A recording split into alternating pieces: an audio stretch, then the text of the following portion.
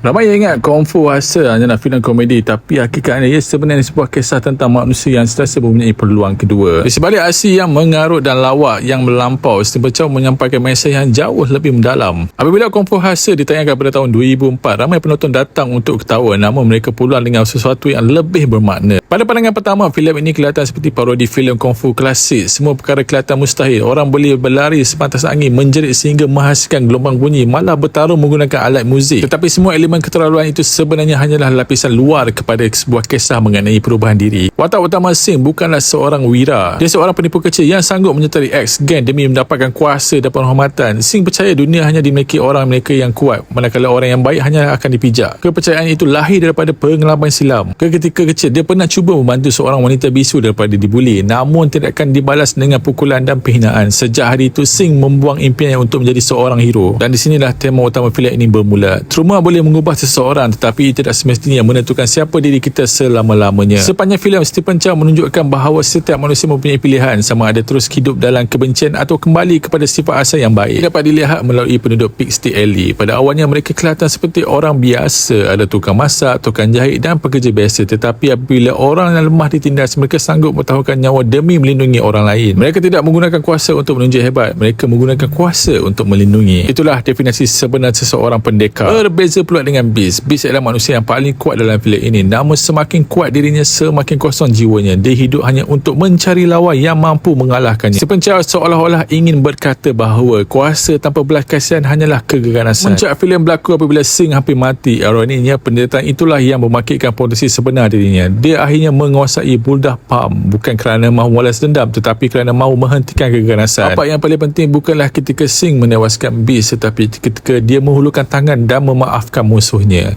Dalam kebanyakan filem aksi, kemenangan bermaksud membunuh musuh. Namun dalam Kung Fu Hustle, kemenangan sebenarnya ialah memilih belas kasihan berbanding kebencian. Itulah falsafah yang banyak dipengaruhi oleh ajaran Buddha. Steven Chow turut menggunakan komedi sebagai alat untuk menyampaikan mesej ini. Setiap babak yang kelihatan mengarut sebenarnya membuatkan penonton lebih mudah menerima pengajaran tanpa terasa dipaksa.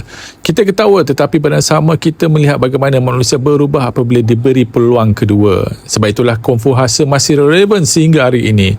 Ia bukan sekadar filem Kung Fu, ia adalah kisah tentang harapan, tentang memaafkan diri sendiri dan tentang hakikat bahawa seorang manusia tidak ditentukan oleh kesilapan masa lalunya. Kerana kadang-kadang hero sebenarnya bukanlah orang yang paling kuat, tetapi orang yang memilih untuk menjadi baik walaupun dunia pun pernah berlaku kejam terhadapnya.